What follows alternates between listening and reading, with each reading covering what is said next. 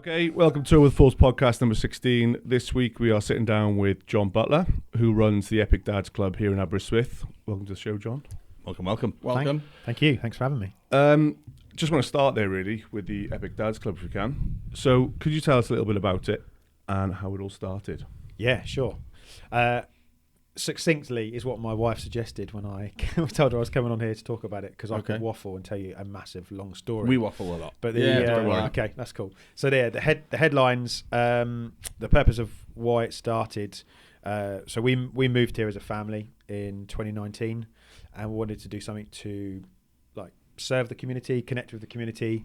So asked around, find out what was happening, so we could find out what wasn't happening, and then discovered that there was, as far as I could tell, nothing happening for like dads and kids. So we were already connected to a community interest company called Aber Dads, which a good friend of mine had started, and we sit on the sort of board of trustees or directors for that. So I was having a chat with him about that, and he said it would be a good idea to start that where you are. So we chatted with a few people, and January 2020 we did our first one in St Anne's Hall. Advertised it for a couple of local schools, see who come along, and just went from there really. And what before COVID, I suppose. Yes, yeah. we did two. 2020? We did two, and then we had to stop. It's like a weird false start. So what's it, I mean, I can guess the purpose probably, but maybe just what's its purpose? Yeah. No, that's a great question. So it's kind of like, I say twofold, possibly even threefold. So the idea, the main crux or the main drawing is like the Saturday morning fun clubs. So do that at least once a month, ideally twice a month.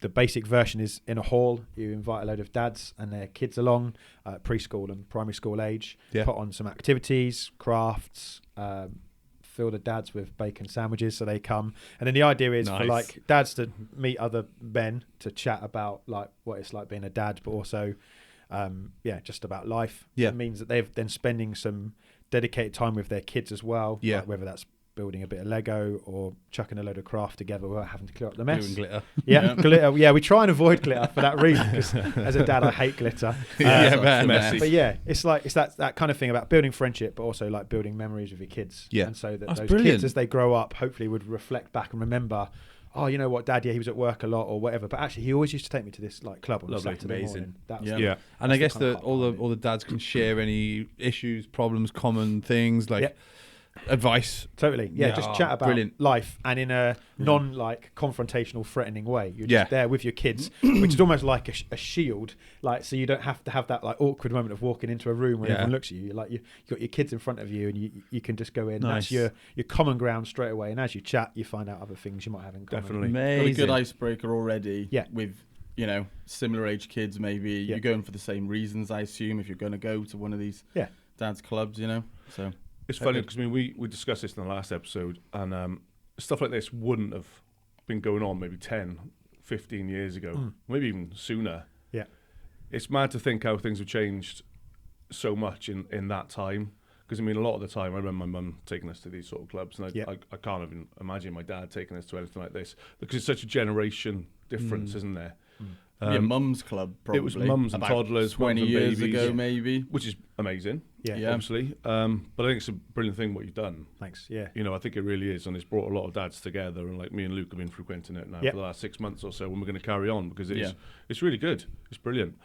Yeah, I was going to ask, like, what do you guys get out of it? I mean, obviously, you probably get exactly what you just said. Yeah. But, like, how does it feel? It's good? Yeah, it's great. I think me and Duke spend a lot of time with our kids anyway, but it's also a good excuse, I think, to give Mum a rest. As well. Because Saturday morning she got 2 hours to herself. Pamper time. Well, exactly. I think it's also, they need a break. Yeah, it's good. It's like, as Dave says, for the mum, give her a nice break, and then also, particularly say when it's raining, I think it's really beneficial in the winter.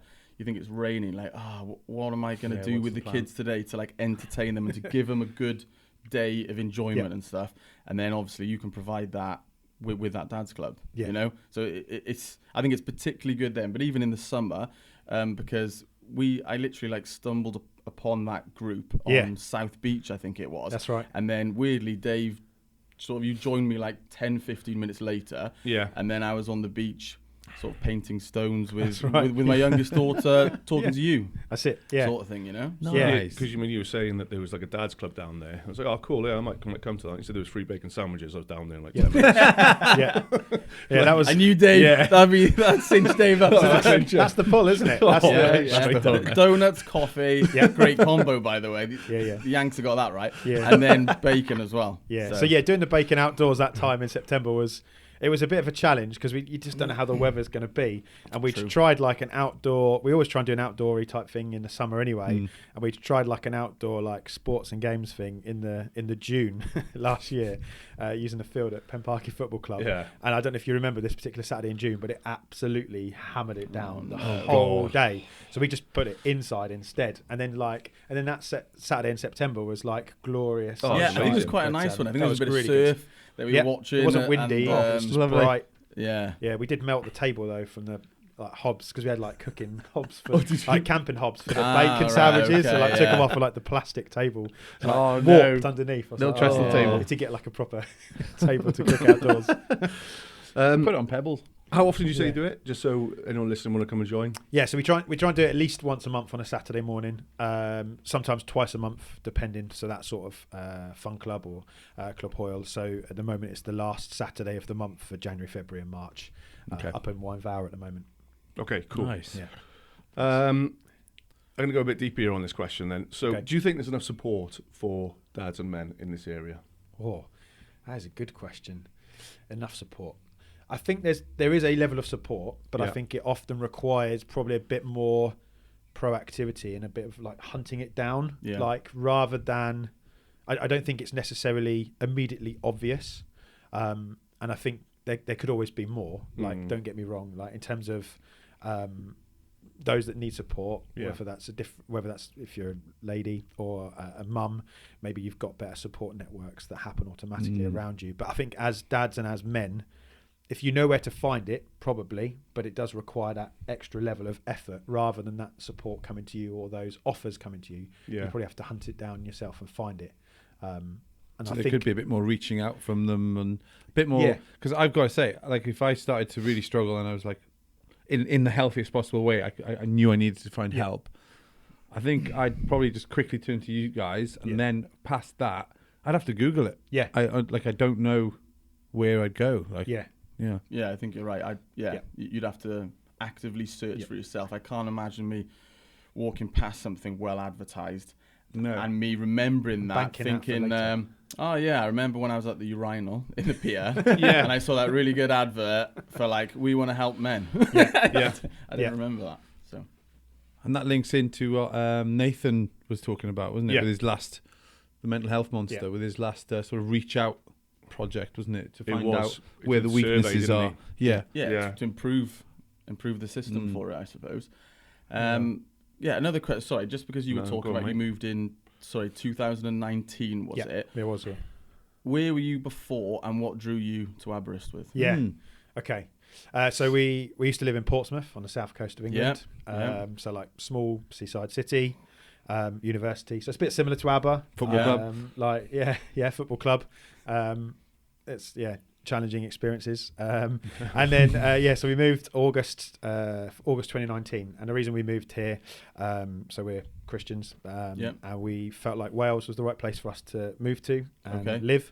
And then when we looked and did some research and we prayed about it and we chatted with other people in our like church network and church group, Aberystwyth was the place where it felt like right for us to come to. So had you been here before then? Have you been on holiday here before or anything? Or we'd visited here, so we've got like a family connection to Cardigan, so a little bit further down the coast. So we've had like a few family holidays over the years to like Newquay and that sort of area.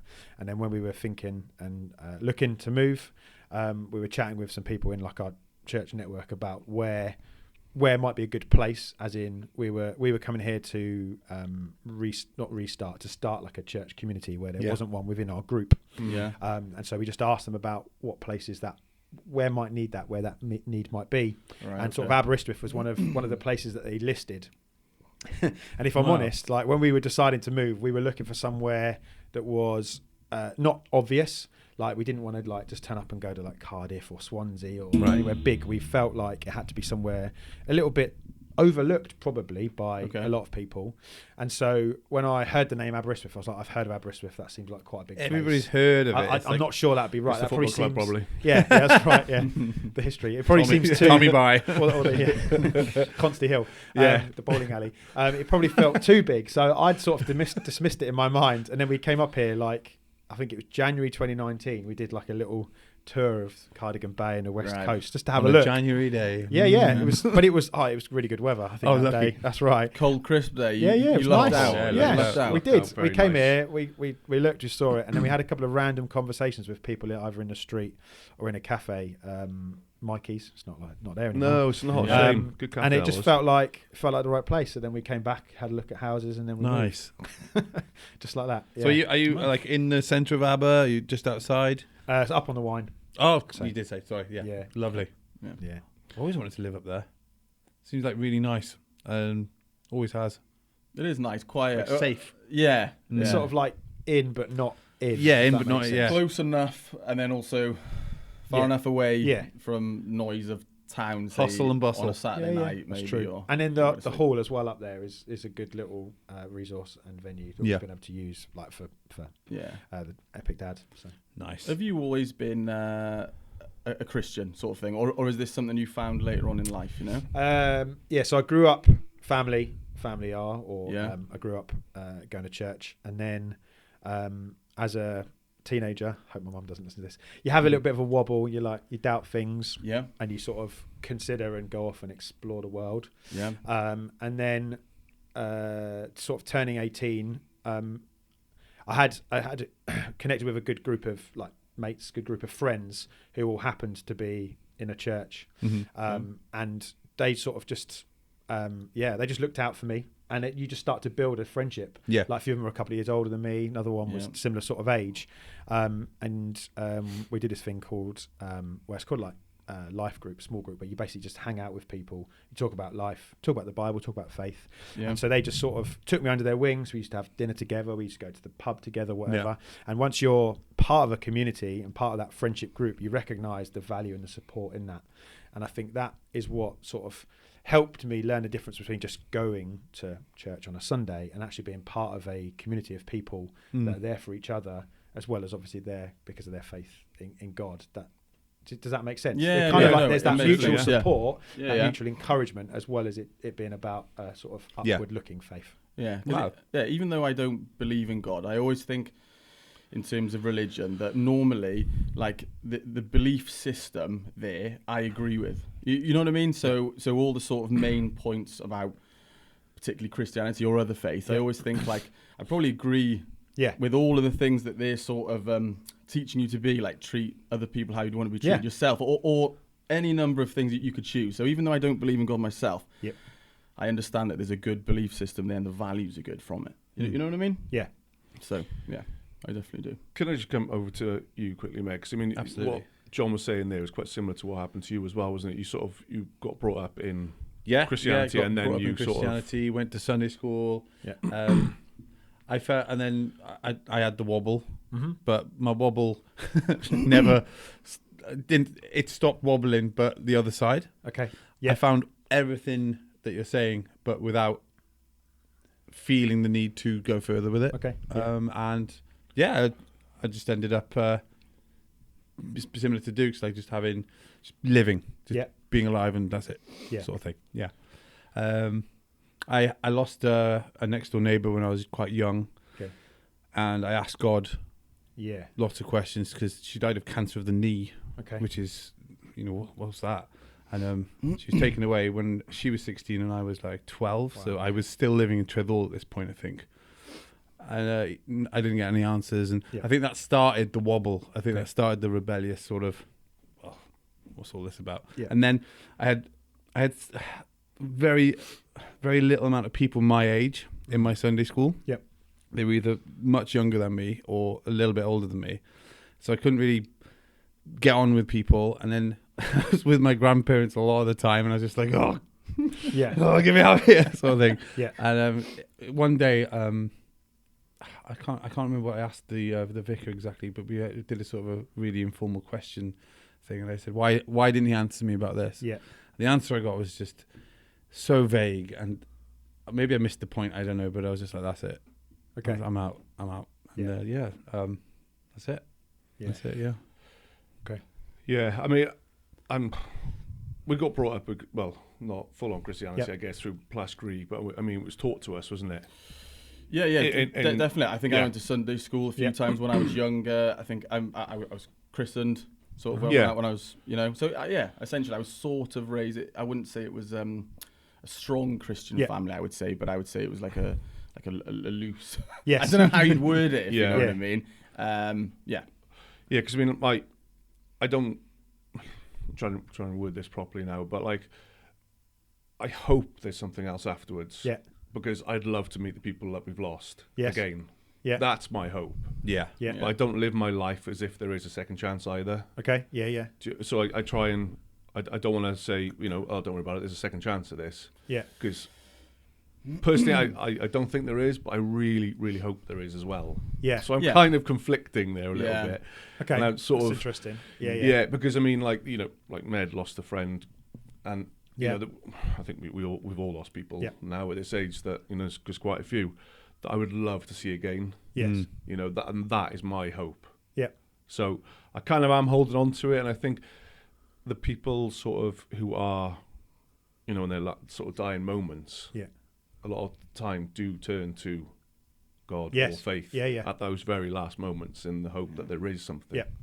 Yeah. And I guess. Yeah, without going into specifics, I can say I've had the privilege of being at someone's bedside, like a friend's relative, as they've sort of been dying, and sort of just being able to explain to them what I believe, what the Bible teaches, and just trying to offer some peace and some comfort in that moment, and seeing a very real response from them that would tend to, like you just said, like almost like that kind of like, turning to God on their deathbed in their last moments for that peace and that comfort and a little bit of like hope, I suppose. And that's a real, like that's quite powerful when you witness that, and you have, and it's quite, it's a real honor to be there for that moment. But going back to what you were saying before, I think it's kind of it kind of both, like the way in which I would say I kind of live my life and the way in which I believe the Bible teaches is about it's about kind of like hope for the future, as it were, like eternal life, but also about the importance of living for today and living in the moment. Like there's particular Bible verses I'm not going to preach to you, don't worry, but it talks about that there's a passage that says, teach me to number my days. So basically teach me to use what I've got well and to use it wisely.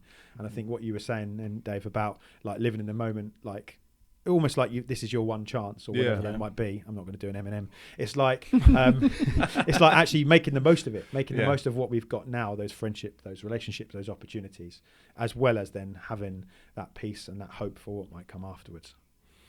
So on link to that, like the lessons that I learnt from church growing up, I've like picked, I've held on to the good bits, and I live my life that way, exactly like that. Like I do live every day like not like it's my last day, but like I live in the moment, and I do the best I can at things that I'm doing, and I get like a self gratification out of that anyway. But also it's really nice to be nice to people, and I don't do that for any other reason apart from it's nice to see them smile or and I've taken all that from church growing up, I guess, and meeting friends in school and all that sort of stuff. So I've had a really lucky upbringing. So I love all the positivity that a church group can bring and different communities and things like that. Cool. So I think I'm really similar to you, as in like sort of like the ethos of it, or whatever you want to say about it. Probably 90% of it I agree with. You know what I mean? It's just that one thing. I don't know. I also find it a really interesting subject as well. As in like just religion or people's beliefs, because people are interested and what people believe in is interesting as well. But the ethos I mainly agree with. So it's not like you think like, oh, that's all a load of rubbish, that is, because if you look at it all, you're kind of like, that's really good values for people to have, isn't it? You know what I mean? So also the history of it can't be denied. It's like it's eons of time, isn't it? That there's been this vein of sort of belief and faith. It's absolutely incredible if you get into it. Yeah, like the historical stuff Yeah. as well. Like when you look at the Bible and you can match what's in there to like Events. what's been discovered Yeah. archaeologically or what's recorded in other history books or like Roman culture and Roman history as well. Again, there's that sort of historical accuracy that backs up the stuff that's in there, like that's actually happened. But I think also what you were just saying about like the ethos of it, I think it was the word you used. It's really interesting when you dig a bit deeper into just like culture and language and little phrases we have, like do unto others as you would have them do for you. That stuff's from the Bible. It's teachings of Jesus, which and sometimes we don't even realise, like we might use that as a phrase in everyday language, and a lot of people that haven't got a faith or even a background in faith would have no idea that that's come from Jesus, but actually that's still instilled and it's part of like our culture, part of our basic like how we would expect and want people to be treated. Yeah, it's a really good sort of moral code, isn't it? It's a really good way to be. Yeah. Okay, I'm going to bring it back to, well, your work with Aberystwyth Football Club. Yep. Can you tell us a little bit about what you do there? Yeah. So I'm the club chaplain. Yeah. So the reason I do that is obviously because of my faith, because I'm a trained sort of pastor, like a vicar, but without the collar. And the purpose of a club chaplain at a football club, so I'm placed as a volunteer, so I don't get paid for it. And it's done for an organisation or a charity called Sports Chaplaincy UK. So that is a charity that started many, many years ago, about 30 odd years ago. And it came about through a guy called Jon, who was working with Manchester United at the time. So he was like a local church leader, and he would basically go into the club and just help them and support them, basically being like a pastor, if you like. So coming alongside people, listening to people, caring for people in the football club for their sort of non-football related issues. Okay. And so Manchester United as a football club saw the value for that. So he was basically looking out for not just players, but staff as well, but yes, players, looking out for the stuff that might affect their off-the-pitch life. Yeah. And by supporting them through that and helping them through that, they recognised there was a value, because if the stuff that was happening to them outside of the football world was being looked after, it just made them, they were performing better at work. I guess is the not cynical side, but that's the really obvious side from an employer's point of view. So as the football club are like, hang on, this is really good. The benefits here are really, really like obvious. And so it grew out of that. So that football club and other clubs around it, I think Oldham as well was involved quite early on, saw this idea and adopted it and were like, yes. And so the organisation that's now called Sports Chaplaincy UK grew out of that. And so basically it, as a charity, it finds and trains, it's a Christian charity. So it finds and trains Christians, either Christian leaders or just people who are involved in their church, to then go into sports clubs and communities to just be that support. And it's not about going in there and talking about Jesus all the time or talking about the Bible all the time. It's literally going in there and being that support network, whether that's being the person that does the support. Someone to talk to that maybe not, your defender or something. So you like feel maybe a bit of so like a low level, so like counselling, like an initial sort of counselling type thing. So maybe it's like sometimes signposting onto proper in-depth counselling if it's needed. It's that kind of like support. Okay, like you're struggling with money, let's see how we can do that. Let's like help you. Let's take you to a debt agency, or let's talk about that. Okay, you've had someone that's passed away. That's really terrible that we've talked about loss already. How can I help you? What's your support network look like? Just all sorts of different things that might happen, relationship stuff that crops up, the challenges. So there's a little bit of like sort of low level counselling. Part of it as well. So for me in my role, I'm a mental health first aider. So it's about trying to spot those early warning signs or knowing enough about it to then support in the initial, but knowing I'm not the expert necessarily when it comes to all mental health, like crises and moments. And again, like either signposting or just being that like advocate, taking that person along or connecting them in with another organisation. I mean, it must be incredible to, be on that squad and know that you're there. Yeah. As I say, talking to some people, friends especially, about certain things might be really embarrassing, or you hold on to I don't want to admit this, but they can talk to you. That's and amazing. It has to be, it's really important, and it's completely confidential in that. So if you guys were all part of a sports team and I was your chaplain, if Dave's the manager. And Med, you're the goalkeeper, and Yes. you're like. I just said that. I was really hoping you were Schmeichel. And you're like, and you're worried, like you've got some stuff happening, and you're thinking, hang on, if I tell Dave this, he's probably not going to pick me for the squad next week. And if he doesn't pick me for the squad next week, I might not get paid, and then I'm a bit worried about this. So who can I talk to about this and get some advice without Dave finding out? Oh, So then you come and tell me, that's stressful. and it's not a case of me like even to imagine. I'm not trying to play people off against one another. I'm just listening. I'm doing what I can to support you, and then you don't have to worry that he's going to find out because I'm not going to tell him. Yeah. So you've got that support, and then you're thinking, I was a little bit worried about Med, but actually, whatever I was worried about, it looks like someone else is helping him with that. So now I can just worry about coaching him and making sure he's on it for that next match. Save those goals. Does that make sense? Yeah, it does. It It feels does. like all sports teams and broader than sports teams need that support system by people. Yeah. And the confidentiality. Yeah. Similar to if you were getting counselling or speaking to a shrink or Yeah. whatever the right term Or even it like a is. GP type yeah, thing. Yeah, or totally. a GP, like a doctor-patient confidentiality. Yeah, that makes sense. We're talking about football. Yeah. So you're from Portsmouth. Yeah. Well done, Who do Dukes. you Yeah. support? Here we go. Well, here we go. Oh, he's gone straight for the jugular, hasn't he?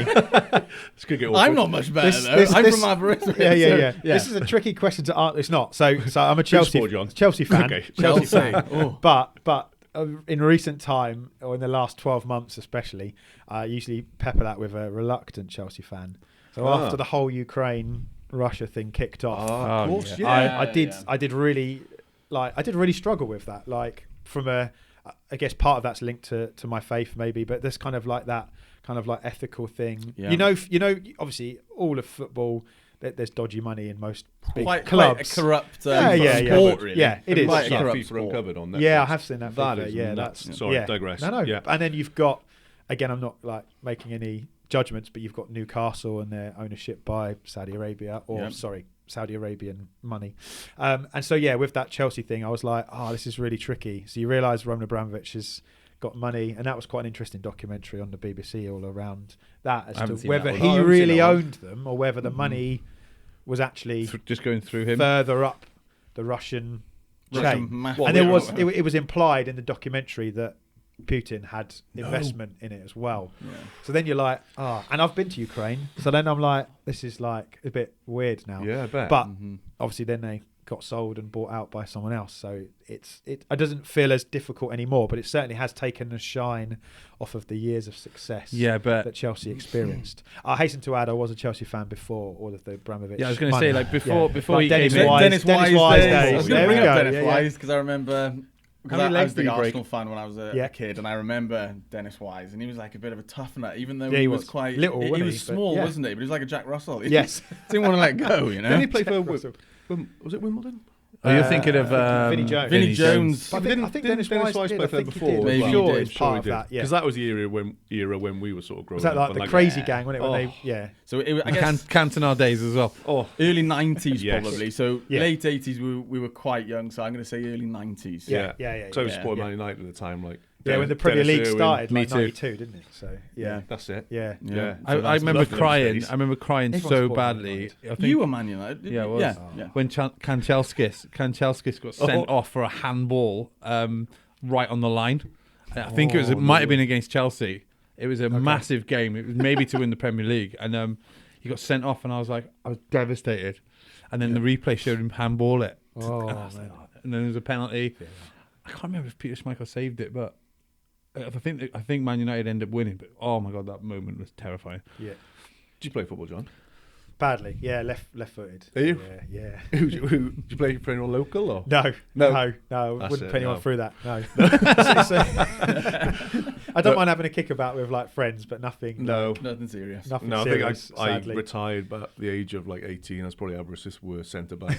I was just No throwing way, in 'cause come I was like on. 6'2" at the age of like Oh, okay, 17. yeah. I was like, get him in there. Put him I in there. enjoyed it. Keep the- I just Yeah. wasn't the best. I don't No, think. I played in school, but then when I was in school, like you either did sports or music. There wasn't necessarily enough time to do both, and I ended up going down the music route rather than the sports route in terms of like using my time and Cool skill, if I could use that word. What did you get into? What did you play? I used to play the trumpet. Same which as was Med. which is pretty cool. Well, I did too. There you go. But then I Incredible. didn't realise how cool it was, because I started playing trumpet and like quite like, you know, jazz music, whatever. And then you come across like ska, and you're like, okay, you know, trumpets are really cool, because then you realise like how good I wish I'd found music that is. out when, yeah. I mean, I started off playing Good King Wenceslas and all that sort of stuff. Yeah, yeah. And then I think my highlight was I was the soloist in Penglai's orchestra. Yeah. And I did the Jurassic Park. Oh, nice. Mate, Oh, that was yes. like highlight of my life. Yeah. Trying to That is remember pretty that. coul. Yeah. Yeah, we used to And do I that. used Penglai to do School. the trumpet. Yeah, in Penglai School, yeah. Yeah. I remember them playing that. And we won a competition years and years ago. I think it was the Tri-County competition or something like that. We won, and we got tickets, all of us, to go and see Les Mis in London. oh, wow. Nice. Oh, man, that was an experience. That's pretty cool. Yeah. Imagine, Yeah. 30 teenagers and Yeah. 3 teachers in London. Jolly. Yeah. I wouldn't like to be one of those teachers like trying to look after everybody. Good times. No, tough. No chance. You mentioned off air like a little while ago that you were in the police, John. I was. Yeah. Can we talk That's about right. Yeah, we can. Yeah? Yeah. What sort of drew you to the police then? What was it? The bill. Nice. Does anyone remember? No. But as a kid growing up, probably I think I before still the remember bill. the theme tune, if I could Yeah. really It's a think typical about it. thing that Well, I it's think casualty. children, or Yeah. not all children, but you think like a police officer when you're younger, you think it's quite cool or something. Yeah. I don't know what the right word is, but I remember the police feet walking. That's right, on the bill, remember closing it. credits. But yeah, no, as a kid, I remember like growing up, and that's always what I wanted to do. Amazing. Always what I wanted to be. I never really had any. Like there was a couple of moments, like when I was in college, or before I went to college, and I was like, oh, maybe growing up in Portsmouth, it's like maybe I'll join the Navy or something like that instead. Yeah, of course. So I did a little bit of like digging into that opportunity. Went to like the careers office. The conversation didn't go that well, so I just wrote that off, and then went back to well, let's work towards getting into the police then. And that's And how that's old what were I you did. when you joined? So I joined. I was 22, just 22, like 2 days after my birthday. And how long were you Wow. in the police for? I did 13 years. I did a little bit of time just before that as like a civilian member of staff, answering the phones. yeah. Not just like in a random office, like, 999s Yeah. and To get your, non-emergency is that to get your calls. foot in the door or what? Well, like So what happened was I'd gone to like college, started doing A levels, and that was a bit boring if I'm honest. I probably hadn't chosen the best subjects. yeah. So when I was doing it, they'd created this weird thing called AS levels. I don't even know if it still exists. I think that's what we Where did. at the end of your think first we year, did. I can't remember. Maybe we did that. NVQ You know, type. yeah. thing So or at the end of your something like first that. year, Yeah. you get like AS levels, and if you carry on, that's when you get your full A levels. So I did my first year, and I was like, this is boring.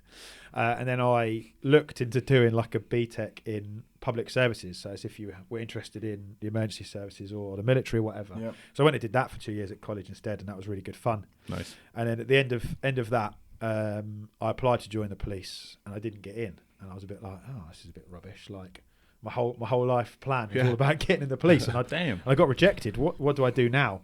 And so this is where it links a little bit to my faith as well.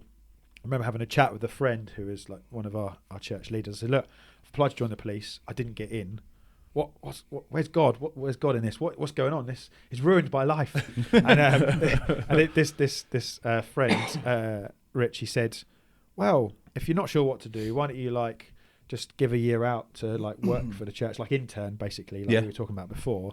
And I was like, so I politely said, yeah, sure, sounds great, thinking, no way. What do I want to do that for? So then those summer holidays, I, again, because my faith, I sort of prayed about it, talked with God about it, did some thinking, and then I felt like what God asked me to do was to do this year out for the church, and felt like this renewed interest in being like maybe a church pastor at some point. So I was like, this is a bit weird, this isn't what I expected. So I did the year out for the church. And then as that was coming to an end, I was like, right, now I do need to get a job. And at the time I had a best mate who worked for the police answering the phones. And I sort of said to him, he said, we've got some like job opportunities coming up. Why don't you apply? So I just applied for that. And at this point, I'd kind of like dismissed being a police officer completely due to some health issues, due to the rejection, and due to this like experience with God. So I got that job answering the phones, did that for a few months, and about 9 months in, started to feel this like hunger, if you like, or it's like, actually, you know what, I really do want to be in the police. I really do want to be a police officer. So I sorted out some health stuff that I could deal with. shared with some people at church, got some prayer about some other health challenges I had, which were, I would say, in my personal experience, miraculously healed, like some stuff that I couldn't have overcome without some prayer. I can't really explain it any other way. And then it got to like the March 2006, and I said to Kylie, my then fiance, I said, I think I want to apply to join the police. And she said, hang on a minute, like, we're about to get married. Like, it's one thing knowing you're safe in an office answering phones. Yeah. It's quite a different thing to get my head around that you might then be out and about dinner with. So she's got family members that are like firefighters and stuff. Yeah. So for her, that's a real like consideration. So I was like, okay, it's fair enough. I'm sorry, was this down in Portsmouth? Yeah, this was down in Portsmouth. So we had a chat about that, and then like we kind of agreed, let's do it, see what happens. And I remember, like, I posted the application like mid-March 2006. Flew through all of the stages that you needed to fly through, and then October that year started. Like, nice. Which was a completely different experience from the first time I'd applied, and it felt like, no way, that's over with. Like, both application and health and stuff like that wasn't possible. And then the second time round, when I don't know, maybe it's because I'd given God a year of my life, I'm not sure. Just things went very smoothly from that moment of applying to then starting, almost like complete different experience. And then, so October 2006 began being a policeman. Incredible. So basically, like, Bobby on the beat kind of thing. Yeah. So started doing the basic stuff. Yeah. So I did like uniform, like response. So like 24, we 24/7 going out to 999 calls in the middle of the night, etc. So I did that for about 18 months, and then I went into like Bobby on the beat, like neighbourhood, sort of like, either. But I did, this was quite cool actually, I did enjoy this. I got to be like a push bike, but it sounds really like cheesy, but we did this like tactical cycle course, which was really good fun. So you basically like learning to like cycle up and down stairs and like throw your bike at people and using it to like, it was good fun. It was really good fun. Anyway. So like that I really enjoyed like that kind of like neighbourhood policing role, and I got posted to a little sort of, in theory it was a sleepy village on the border with Hampshire where we were, to Sussex. Not a lot really happened there, and then like I think it was like my third weekend, me and my sergeant were out. There's only two of us because it's such a small village, and we got called to this like Indian restaurant because there was like 6 travellers having a fight, and as we got there, there's like this chair comes through the shop window. It was just like there was just 2 of us, and it was just like it was absolute chaos. It was like at the time you're like scared, and then afterwards you're like, oh, this is good fun, and then you're like, oh, this is like mad. So some serious hot fuzz. Yeah, it was a bit hot fuzz. Yeah. This little village. Yeah. Here we go. What's under? I was thinking of Midsummer Murders. And that sort of set stuff goes on. Taggart. Yeah, like that. It's been a murder again, and that sort of set the tone really for my experience as a beat officer. I got run over by a guy who was off his face on coke. No way. That was interesting. I didn't get hurt. Like again, that was a bit of a miracle. Gosh. He like wedged me between my car and a wall and his car. Took the car door off its hinges, drove around the corner, and then he turned his car over. So we found him quite quickly, and he obviously went off to prison, as you should do. Yeah, I think run a police officer should. over. But so I did that for a little bit, and then I decided that I actually wanted to be a detective. So that was where I did my focus. I did 4 years in uniform, and then 9 years as a detective. Incredible. Wow. Stress and stuff then. Yeah. Being a detective, I mean, I imagine you're going into like heavier sort of cases, and how do you sort of deal with like the stress in that sort of environment, and like the shifts, I guess, as well? Yeah, I think it's like the shift work takes its toll on you physically as well as then mentally. Yeah. And I think also what you're dealing with, like even when it is like you can make a joke about it, it's slightly comical, it does like it builds up. There's like a level of cynicism and negativity that can take hold for sure, because you're only ever really meeting people for the worst reasons, in their worst moments. Yeah. But then you've got and then you've got a bit of a support network and that camaraderie, I would say, like you have on shift or in your team, if you're lucky enough to like the people you work with or you get on with. So that is definitely was helpful. And then like towards the end of my time, so the last 2 roles I had as a detective, I worked on the worked investigating murders for 2 years, and then after I did child protection for 2 years, both of which were pretty heavy. I imagine. But I would say that child protection, especially as heavy as it was, like without a doubt the most rewarding role I ever did. Of course, yeah. But for both those jobs, we had to have annual like psychological screenings, which at the time, and in your sort of like cynical bravado like police way, you're like, oh, what a load of rubbish. Why like, do I need that? Check like tick list, like so you basically answer a questionnaire online, and then you'd have to go and have a meeting with Oc Health to talk through your answers. Yep. And when I first did it, I was a bit like, what? And then like the second time and then the third time, you start to realise actually this is incredibly helpful, because it means I can talk about some of the stuff I've been to or seen or dealt with, or actually I can at least reflect how have I dealt with that, how have I managed those thoughts and those feelings. A little pause, a little slow down and analyse. Yeah, for sure. And then at least you've got someone to talk to about it, or if necessary they can signpost you on to someone else. And it's nice. And also again they were bringing in like a cap, if you like, on how long you could do those particular jobs, because you wouldn't want to be doing like either of those things for years and years and years, because again it would massively take its toll. Dealing with that much, like, I guess, negativity on a daily basis, as you say, you're dealing with like the worst kinds of people and the worst kind of things. Like, I think we've spoken about this really briefly just on a program like 24 Hours in Police Custody. And the hardest ones I find to watch are anything to do with kids. I just, and I know I'm not alone with that. I just find them so hard to watch, and like your blood boils, and it must be so hard to like hold it together and to get someone that like evil, but within the constraints of the law, which can be quite tricky sometimes watching these programs, even though it's pretty obvious it's this person. You've still got to produce the evidence, haven't you, and threshold, get them. CPS you know? threshold. Oh, very good. I'd find it. I just don't think I could do it. You know. So the great part, I could do it. Same as Duke. I've always liked the idea. Well, personally, I've liked the idea of joining the police. At one point, I was like, but as Duke was saying, I don't think I could deal with that. And be able, now that I've got kids as well. You know, I just wouldn't be able to shut off from it. I don't think I could. You know. You know, must have been. So how did you sort of switch off from that? I mean, it's not the kind of thing where you sort of 5 o'clock's finished, here we go, I'm out the door. No. That surely must stay in you. Stay and with I you. would suppose, from working on child protection, it definitely wasn't a like 5 o'clock. I can go home now. No. At times there were and on major crime team as well. You'd go to work and you just wouldn't be able to go home because you have to see it through to its end. I'm sure there'd be. And I remember I remember New Year's Day. Oh, what year was this? 2016, I think it was. Yeah, it must have been.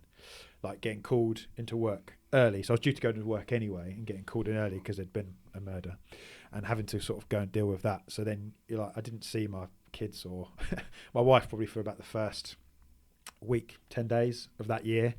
And then like later on that year, we had another job where something horrendous had happened in Portsmouth, and we didn't know who'd done it.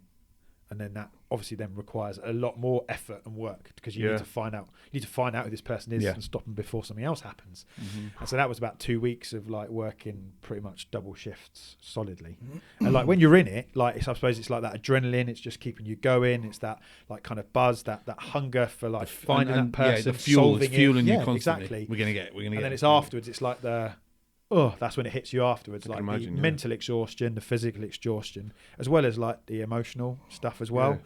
And so I think like for me was about knowing when you're in that moment at work, as hard as it is, knowing at the end of it, whether that's that day or 3 weeks down the line, you do get to go home to your family, and actually you get to enjoy some time with them. You think so, like in that moment, what I used to do, especially in those moments, is I used to think ahead. Okay, right, I'm going to earn a fair bit of money on overtime here. Let's book a holiday for like, you know, a few months' time, so that actually you've not seen Dad for like a couple of weeks, but actually we're going to go away for like a weekend and you can look Disneyland, Paris as well, maybe. Exactly. You know? So it's putting in those moments, and then it's about having that like those conversations with people at work as well. And like towards the end, so I was a detective sergeant, so I had a team to look after and manage. And it's about recognizing the triggers in them as to when they're not quite right. Like whether there's like an increased level of cynicism or their work performance, a bit like we were talking about football. And did you draw on your own experience there as well? So you can recognise what you recognise possibly in yourself? Yes. And I think also as well, bringing my sort of faith and church background into it, and that kind of like chaplain and pastoral heart about coming alongside people is about just not like a sixth sense, but just being able to say, hey, look, is everything all right? I recognise something here is not quite right.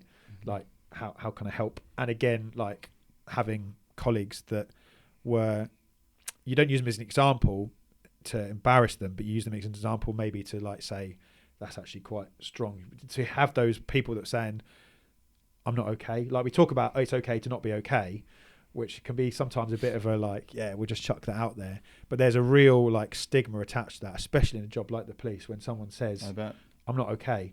And so I had colleagues that were brave enough to say, I'm going to need to take some time off because what we've just been to and dealt with is really tough. Yeah. Mm-hmm. And so that, again, although you get like the office gossip, it was never negative. It was kind of almost like that, like secret admiration for so-and-so who's now taken a week off sick, or they've taken a month off with stress. It's like, actually, that's quite a brave yeah, it's a really good way of looking at it, because we were talking about something similar on a previous podcast, and we were talking about it almost in the opposite way. Because I agree with what you're saying, but I think sometimes people look at it the total opposite way. As in judgment.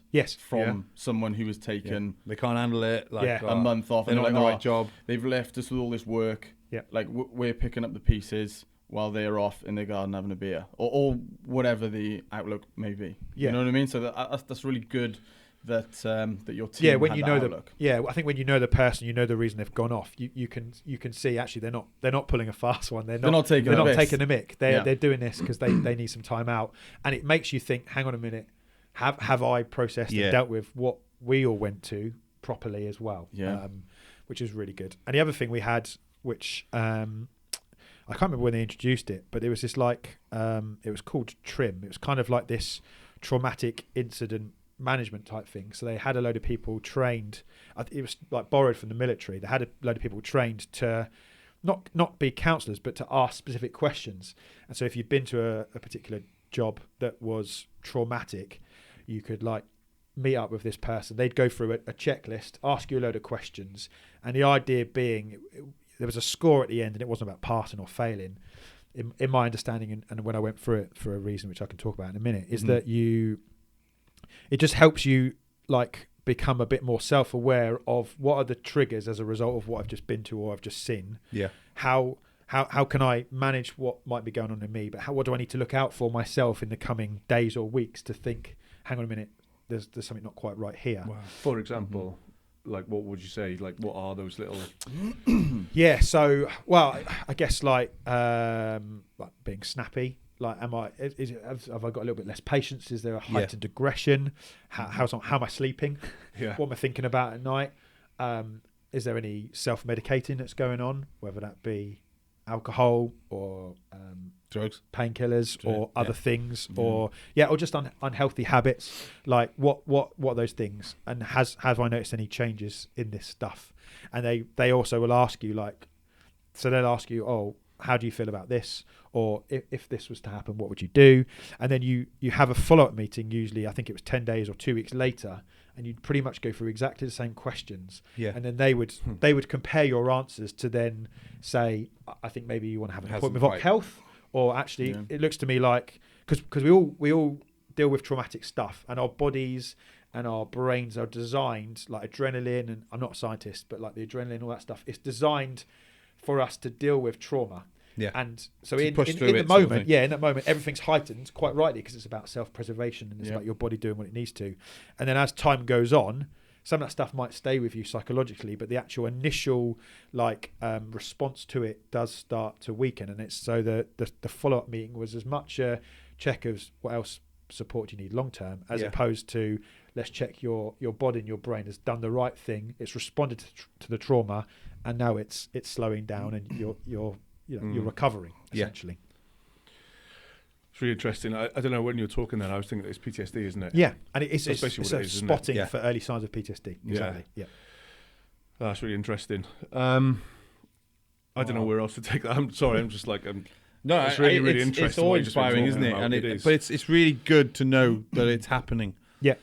Especially in such an important force in any country. Yeah. We rely on these people to keep us safe, our kids safe. Yeah.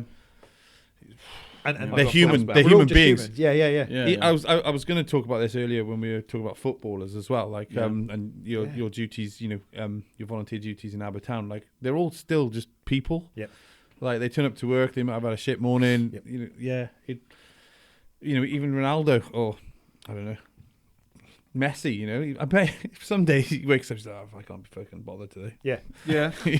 Yeah. And he still gets in there and still wins the World Cups. I wonder though, because they've got that sort of drive, that constant drive. Yeah. I can't remember what it's But called. that's what now. we it's see. Like gold medal depression or something like that. When they've got that drive to get so far. Yeah. And like, let's say, I don't know, like a cage fighter. Izzy Adesanya? He basically got the belt, for example, in the middleweight, but the next day was like the worst day of his life. Yes. Because he hit it. He hit it. And It's he's like, like, what have I got to do now? now? What do I do now? Yeah. Another What good do I do example of now? that was Tyson Fury. Tyson Fury? He beat Klitschko, and then he was like, wow, I've been chasing this for his whole life since he was a kid. And then he got there, and he's like, all right, where do I go from here? It's like huge depression, alcoholism, man. drugs, and it like ruined him winning that fight in a weird way. He came back, luckily. He had like redemption, and he kind of beat everything. But that's an insane story, isn't it? About Tyson Fury. Yeah, that is. I guess it's that kind of like that drive. That's your focus, isn't it? The motivation's then gone. And then it's gone. It's like, I've got it. Has it actually fulfilled me? And maybe that's part of my like faith coming into it. It's like that. What is that fulfillment? What is that hole or the gap or that need I'm trying to deal with? But also, from an everyday perspective, I guess it's like it works by people when retire, isn't it? Like their whole career, their whole life has been about their job, their career. They've done this, and then they retire, and they're like, oh, well, I don't know. Happened to my dad. Yeah. And literally, I think he lasted maybe a year or two. Yeah. And he was like, I think you just lose your purpose almost. Yes. And he actually went back to part-time. Yeah. Because my dad so is used to exactly getting the up same. in the mornings and that routine and like, just going out the house. Yeah. And like, there's loads of stuff to do around the house, around the garden, all that sort of thing. But he just lost that routine. It's sort of, it was good for him to go back part-time because, he just sort of. Yeah. You need something to wake up for as well. Yeah. Or you need something to Motivation, get out of bed for to do. Yes. Isn't it? Otherwise, like, I don't know. Another phrase. Stay there. The old idle hands, isn't it? Yeah, That's true. The devil's plaything where you've just got nothing to do. Yep. And it's better to have a purpose and some structure and to do something, isn't it? Yeah. You know what and I mean? I think you guys like talked before, like Duke's picking up on that. You guys have talked before about it might be during your parenting one or being a dad one. Yeah. Like kind of the I hate talking about it, but the COVID stuff when you're working from home, it's like actually can I be bothered to get up today, knowing that I'm not going to see anyone and I'm literally just going to sit in my own house on this side of the room, and then at the end of the day I'm going to go and sit at this side of the room because I've finised work. I couldn't do my job. Yeah. Well, that's the way for you, like in the arts industry. I had to do like a tick sheet that they invented for furlough of training. Yeah. There was no time limit on it. There was no pressure. I was just like, okay, I'll do that tomorrow. Yeah. Or I just did it, but not focusing. It's like I'm watching TV or whatever, or out in the garden. Just like, I can't really see my laptop. I think it works for some people though, is it with the working from home thing. Yeah. Because, I read up an article, or I think it was on LinkedIn or something like that. There was loads of comments. And for some people, they had like a 2.5 hour commute. Yeah. So they do like an hour and 15 in the morning, an hour and 15 back home. They were missing their kids' breakfast. They were missing the kids at tea time. They were sometimes missing kids, putting the kids to bed. They're like, it's the best thing that's ever happened to them. So it's a double-edged sword. That's really, very true, I think. actually. Yeah. So it works really well for some people, but then others, they could be, that vision of them sitting there in their pants and like Netflix on in the background, just doing the absolute bare minimum. I think that goes on. I think some people's productivity went up, and Yes. then a lot of people's went down. Yeah. Because I was sort of like, I don't know what the word is, maybe lucky enough not to sort of have any of that experience, because the type of job I do, I have to do it in person. There's no way for me to work online. Me too. Yeah. So, I can't work online, Yeah. So There's no I aspect. had to go in. The only aspect of my job online is training or sending emails. I don't. Everything else is physical. I've got to be in work. Yeah. It was weird. I'm really grateful though to the university that they kept everybody on during that time. Yeah. I've really got to say that, because I'd have hated to come into COVID and then sorry. Yes. Oh yeah, people. Your are job's awful. over. I don't know what I've done. That I don't know what It I've done. happens to some people, isn't it? And I feel so sorry for a lot of those people. Yeah. Yeah. I'm going to flip it again. Yeah. Okay. So He does flipping. He does. Yeah. it's Like a gotta pancake. keep this moving. Keep up with it. This is about you now, John. So everything you're doing Yeah. personally, chaplain, pastor, Yep. and you're running the Aber Dads club. You seem to do a lot for other people. Yeah. So what do you do for yourself? Has my wife put you up to this? Yeah. There we go. If Do you Dave hadn't tell asked yourself? that question, I was going Yeah, down yeah. the line. John so, time. What do you do for John time? Yeah. what's John Well, I think some of that stuff actually, although it's like work or it's giving out, I guess some stuff we do, and it probably comes back to what you were just saying, a little bit of what you guys were just saying, is there's some stuff we do in life that like drains us, isn't it? That like takes it out of us. And there's other stuff actually that like we enjoy, that we love, and actually despite the challenges or difficulties that come up, actually it's almost like life-giving. It gives us a bit of like, not just purpose, but it gives us like that feeling of, oh yeah, I've made a difference today, or I've done something of value, or I just really enjoyed doing that. And so for me, like being around like the football club, for example, being the chaplain there, it's a massive honour. I really enjoy it. I love football. Yeah, I'm not the greatest football player, as I've already said, matter, yeah. but I love football. So I really enjoy being around the club. I really enjoy the friendships that I've got there. Yeah. And hopefully the value that I bring value to it, but I really do feel like a sense of value doing that. So that does tick some boxes Nice. for me. Yeah. And then there's other stuff actually. So I was chatting with a friend the other day, and we'd been for a walk. So we'd just gone for a walk with the kids like last week before they went back to school. And like, I know it's a bit like I don't know, mushy, but I just like messaged him after. It's like, oh, I really appreciated you like saying let's go for a walk today, because actually you do just sometimes it's just nice to go out of the house with someone else. Yeah. Like the kids are entertained, you can walk and talk. We didn't talk about anything deep, but you just waffle away. just chat, Yeah. just catch up, Yeah. fresh air, a little bit of exercise. Like that was all good. So actually, like just those moments again, like walking with a mate, like that sort of thing, I really enjoy. The little things are Yeah. quite nice sometimes. Yeah, they Me are. and Dave go for walks and stuff, and we talked about how another generation thing where I couldn't imagine my dad Yeah. messaging one of his mates going, should we go for a walk on the pond Yeah. or whatever, Yeah. you know? But it is actually really Yeah. good to do just something small like that. It seemed you like know? dads seemed to only get together when they had to do something, Yes. or We'll go for a beer We'll go for a beer. Yeah. And it was always Yeah. about going Yeah. for a beer. or play golf or whatever. this is it, together, yeah. you know? Yeah. Yeah, I don't play golf. I'm Yeah. pretty rubbish at that as well. Sorry to bring it back to like some of the trauma stuff, but you briefly mentioned trim. I think you said it was, and you alluded slightly to something that was maybe particularly traumatic from your experience in the police. So it's like a 2-part question. Number one, do you mind talking about what that was? Yep. And then, was that one of the factors that made you leave Portsmouth? And was it the crime level? Or was that one of the reasons why you decided to leave Portsmouth?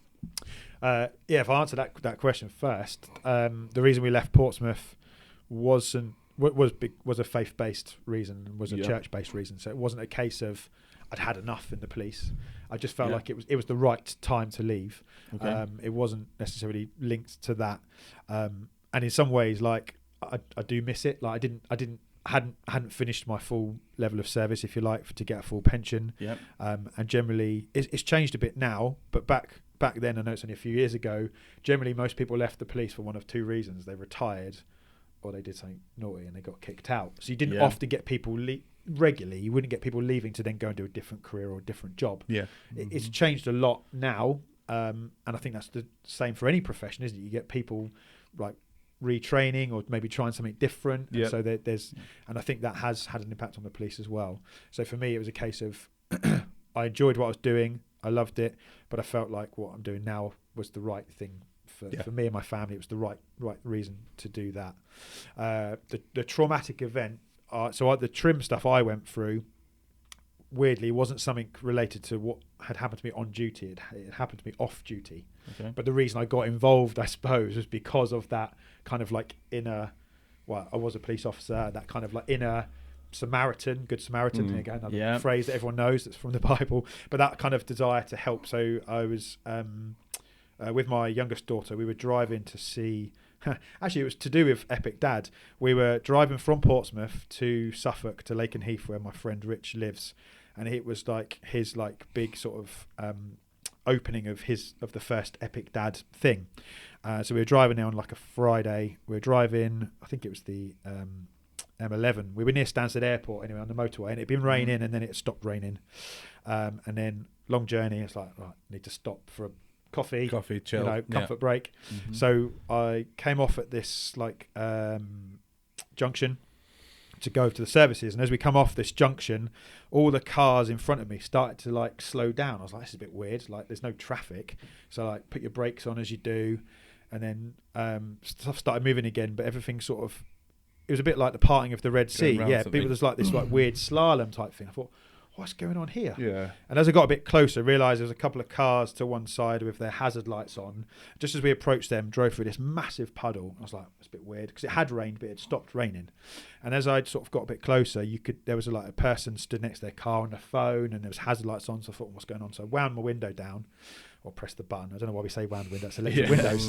And just to listen. And then I could see by the car, in front of the car, was a motorbike that was on its side, a bit battered. I thought, oh, okay, something's happened. There's clearly an accident. You can see that, John. Thinking, and at the time, I used to use a motorbike to get to work. So I was thinking, I can see a motorbike. Where's the rider? And as I wound the window down, I heard the lady on the phone saying, he's under my car. He's under my car. And everything within you's like, okay, oh my gosh, I know what's happening here. So I've got like a daughter in the back of the car. So I just said, Daddy's just going to have to pull over for a minute and just get out and help. So I pulled over and went to help, and yeah, there was a guy trapped underneath. Oh my gosh! Underneath this car, and so like there's another person who stopped with a jack, so we're trying to jack up her car to get him out. Sort of talking to him. Everyone else is on the phone, so I don't need to do that. I'm just sort of doing it. I'm off-duty police officer. I'm here to help.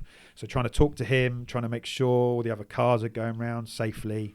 And it just went on for a very long time. And then another guy turned up who was an off-duty paramedic. So the two of us then were able to get this chap out from underneath the car. And unfortunately, he didn't make it. Right.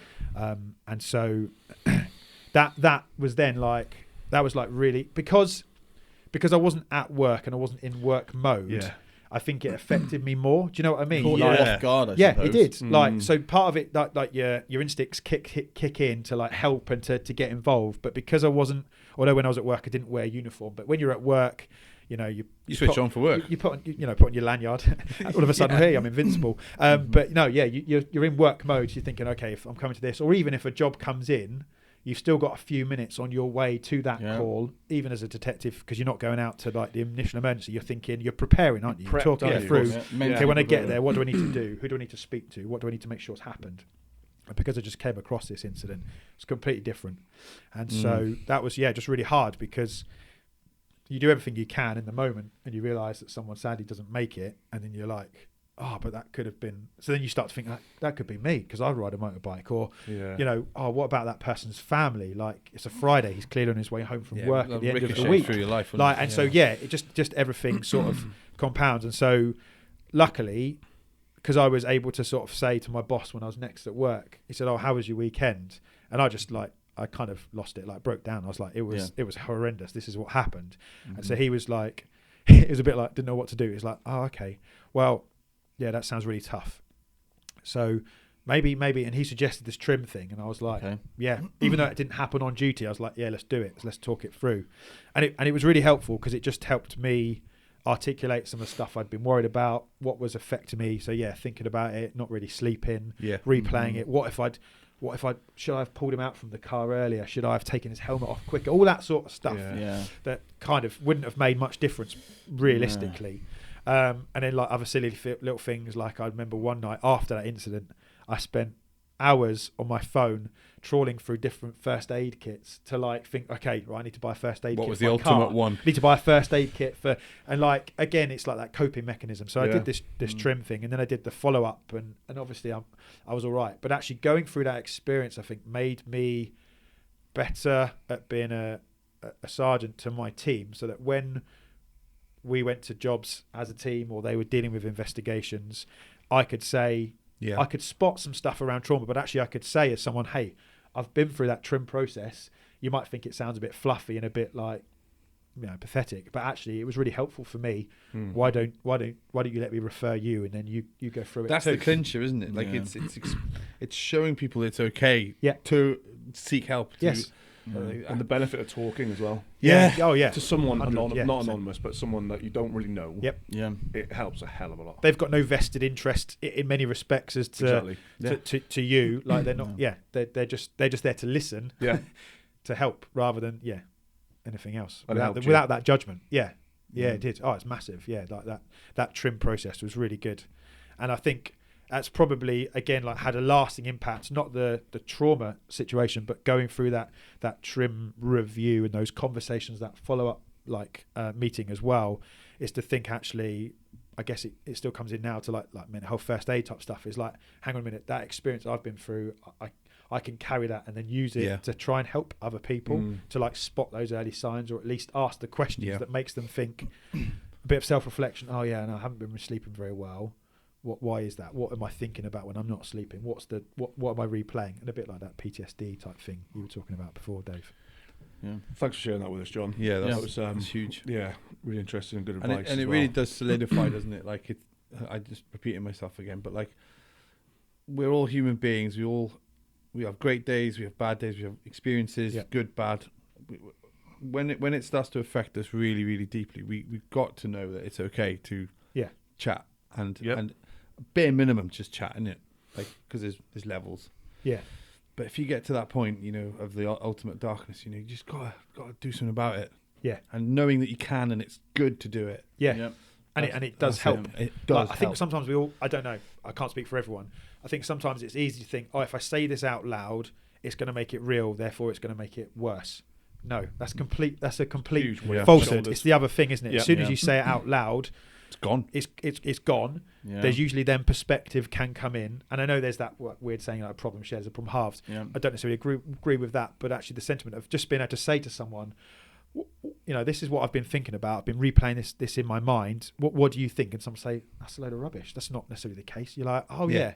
So like being able to say to someone, I thought if only I got this guy out from underneath the car quicker, or taking his helmet off, and then like the person who has got nothing, they weren't there, but their question is, but do you think that would have made a difference? And then just that extra external voice, you're like, actually, no, you're right. Yeah, just someone agreeing, sort of agreeing with you, or to let you know that you did everything that you could have done, and you shouldn't feel any form of guilt, and you were just doing your best. Yeah, and it's bringing like clarity, isn't it? To that kind of perspective, wider perspective.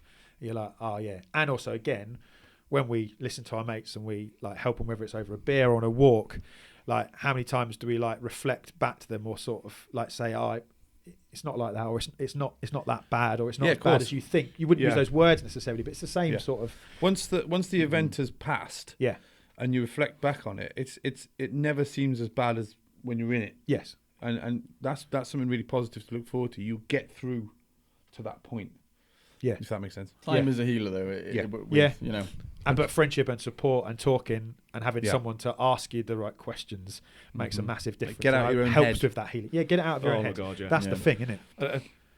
I mean, we set this thing up to try and help others, but to chat random stuff as well. Yeah. But the benefit I have gained personally from just us three sitting here chatting has been unbelievable. Yeah. Honestly. Like, I would never have talked about some of my issues. Well, I would have, but not to the depths I have done. Yeah. And also, like, I used to absolutely dread the winters. Yeah. Just talking about those issues, like, it's completely changed everything. Yes. It really has. And, like, there's just the benefit of talking and opening it up to people who are willing to listen. It's helped massively. Yeah. It's a huge thing to do. But I think it's recognising you're not necessarily feeling like that on your own. You can share, like, where you're all at, but you can also share, like, different, like, coping mechanisms or strategies, which I know you guys have done, especially about like that one you just said then about like winter. Yeah, it's like it's borrowing and stealing each other's ideas and just being there to like cheer each other on. It's like cheesy as it sounds. It's kind of like what it is, isn't it? Yeah, it's about keeping each other, giving each other perspective, and actually like saying, let's keep going. Like let's either get through this together or let's talk this through. It's important to be honest Brilliant. as well, I think, because sometimes if you're not honest and maybe say you've got a group of people and they're all saying one thing and you're going, yeah, but in your head you're thinking, I don't actually think that at all. Yeah. I don't think that's healthy either. So, and then a lot of those people who are saying those things, they might not be telling the truth either. Yes. And then that just creates like a really bad toxic culture. A web of lies. Yep. So it's amazing being honest and then talking to people that you're trusting. That's the important thing, is that you trust those people and you choose those people wisely, and then you think, right, well, you're being honest and I'm being honest and we're opening up, and then that's when you really help each other then, isn't it? When you cut the bravado out of it and you just sort of like get to the root of the problem and you're honest. Yeah, it's a bit like the swan syndrome, isn't it? Like on a surface, everything looks like amazing, but underneath, like the legs are like doing that. Underneath. And when swans get out of the water, as graceful as they look utterly odd walking around, don't they? It's like, rather than like pretending you're a swan, like gliding along, be honest if you're struggling, basically. There's nothing wrong with that. No, because actually, well, from a selfish perspective, if you want to be the best you, or if you want to get over the hump you're in, or the challenge you're experiencing, you need to be honest in order to be better. Exactly. Like, to get definitely better. Yeah, you do. Good advice, John. I need some quick fire questions. I think I'm going to wrap this up a little bit. Cool. Yeah. Happy? Yeah. Favorite film, John? Favorite Oh, Star God. Wars. Right, we gone there. I'm going in. I'm just going to go. It's always hard on the spot though, so don't worry about it. Yeah. Star Wars, 100%. Yeah. Straight in. Yeah. Empire If you Strikes say Back. Phantom Menace, John. Empire Strikes Back. Empire Strikes Back. Remind me, because I like those movies, but I'm not like That's a the mega, Hoth, mega. the snow one. in the That's start. the one where, spoilers, Is where that one, two, or 3 out of the earlier two. ones? It's the middle one. 2. It's the one at the end where like the bad guys are kind of on top and everything's got a bit wrong. Yeah. Or episode 5 if you want to get nerdy. yeah. 4, 5, 6. Yeah, 5 of the earlier ones. That is a beast. It's a great film. Oh, nice. Yeah. Favorite chocolate bar? Oh, Bourneville. Oh, a Bourneville. Dark chocolate. Hell's bells. Wow. Okay. Yeah. That's a terrible one. Wasn't I got to put expecting that down. I wasn't expecting that one. What are you expecting? Is it that's the Cadbury dark one, isn't it? Yeah. You know, Dark chocolate in general. I actually used to Okay. love that when I was a don't kid. think I've had one When I of those. sort of, it's the Oh, old, was it you know, purple Old packet? Jamaica. Red. They utilise the same chocolate, but That's Old right, for Jamaica has the the rum rum and and raisin, raisin in it. But that's also Bourneville Oh. Old It's Jamaica. dark but- chocolate. Yeah. Yeah. Wow. Cadbury dark chocolate. And like the red packet. That's I've the got, one. if it's dark chocolate, I've got to go for Lindt. Okay. The 80%. So Yeah, it's like yeah. bitter. It's Have I you do had like the a dark tea. one? Cup of tea right? with that. Oh. With the salt in it. Have you had that one? So Salt and Lindt. chocolate, get out. No. I'm serious, right? Lindt dark with sea salt in it. Oh my goodness. No chance. Don't knock it till you've tried it. Exactly. I'm all Jinx is, about- like, sold on it. I'm all about amazing. umami. I'm all about It's umami. really but good. That's I know what you're step getting at too Easter. far. Yeah, we're not a tangent here, but back to I'll get one for the fun. way Okay. home now. Favorite band or music? Oh gosh. Wow, that is tricky. Come back to that if you want. I've been listening to a bit of U2 again recently, actually, on Spotify. I like U2. And I've gone back in. I like the older stuff. Yeah. Yeah. Like as in like the sort of I the like older the stuff, old- like the 90s, Yeah. early 2000s, maybe a bit of like Beautiful Day, like that sort of era Yeah. as well. I mean, I prefer the with or old without one, New, but Yeah, but Yeah, I yeah, prefer yeah. that I era. love you. With or without you, that Great track. the old yeah, stuff. still haven't found what I'm looking for. Oh, That was a good I one as love well. that song. Yeah. That The is- guitar on yeah. that. Amazing guitar. Yeah. Incredible. What about the Batman Forever song? No. No. You're not That's a a fan bit of that one, are you? too modern. Yeah, I like the old Terrible. But yeah, stuff. Yeah. They use that same effect though, don't they? I don't know what on earth that Yeah. effect's called, yeah. but it's like a guitar pedal effect Yeah. maybe, Yeah. and they've rinsed that, but it works Yeah. for them. To be fair, But Yeah. also Bon Jovi probably is my other. Yeah, if I don't say it, like people will out me anyway. So. Damn straight, Bon Jovi. Yeah. Amazing. I like a bit of Bon Jovi. Yeah. great Yeah. guy. Bovine Joni. Is Die Hard a Christmas film, yes or no? Yes, it is. Yeah, get Did you in. say Yes, it is. Yeah, Oh, good. there we go. Good. That's the right Yes. answer, by the way. So It is. good. Yeah. That's the right answer. It's set the at only Christmas, answer. isn't it? Of course it I is. think is it Bruce Willis that says it's not. What does he know? Like, Yeah, no, exactly. He was only in it. he was in it. He didn't write it, did he? He was only John McClane. Just forget about that. Yippee-ki-yay. Yeah. Any more questions for John? Whilst You know what? Whilst we're here. That's the only reason why I looked at my phone, because that's what I do. Just write little notes on it. But you know what? I'm pretty sure I've asked everything that I've had on my list, I think. So Yeah. Ed, you happy with? Yeah, it's been a pleasure. It's Yeah. been really, Yeah. really nice to get to know you, and I think you're incredible. Thanks. Yeah, I appreciate you guys the conversation. having me in. Hopefully, I've answered everything that you had. I didn't bore you with too many policing stories, man, but not I at can. all. No. Really good. And we're certainly going to keep coming to the Dads Club. When's Cool. the next one? So the next one is the 28th of January. So Cool. the end of January, up on the Wine. 10 Yeah. o'clock. 10 o'clock Saturday morning. There will be bacon rolls. That's Cool. going to sell it for me. Even though there's nothing in the pipeline, so to speak. Sorry about that metaphor, actually. I will come one day. Okay. Yeah, I was Sorry where that metaphor was going. That's a bad one as well. Sorry for that metaphor as well. I think the pipeline, and you're going to come one day. I mean, I will join the party one day. There we go. Okay. Yeah. Oh, that was brilliant. actually, yeah. So what you asked me right at the beginning, Go didn't on. you? What was it at this house? You asked me right at the beginning about how the dads and kids stuff started, and I remember listening to you guys chatting before, and you made just listening along and asking questions and probably thinking, I'm never going to be this crazy have kids. You have not sold it well at all. We put a lot of people off, I I think. first sort of dipped my toe in the world of dads work or working with dads, and when we first had Isabel, our eldest daughter, and I was like, I don't really know, I don't know enough. So how can I find out? I know, I'll ask a load of other dads.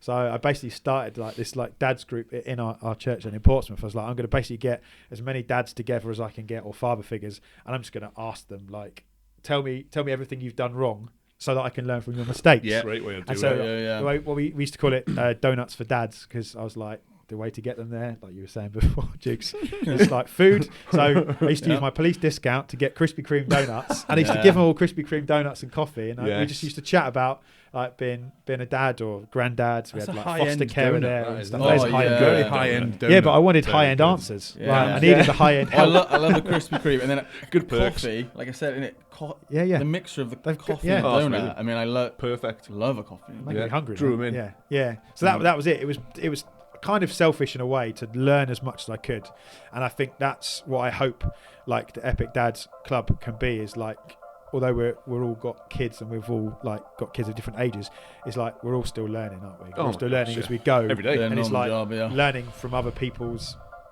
mistakes, Yeah. jokingly, but also from their successes. What works well, what did you do when your kid asked this, or what did you do, we were talking before about kids and technology. It's asking other dads, how have you kept your kids safe online, or how have you had that conversation about phones and boys and stuff like that. Cool. Thank you very much. Yeah, Thanks that's for been an having me. absolute pleasure, John. been good. Thanks very much for coming on. Enjoyed Appreciate it. it. Thank you. Cool. Peace out.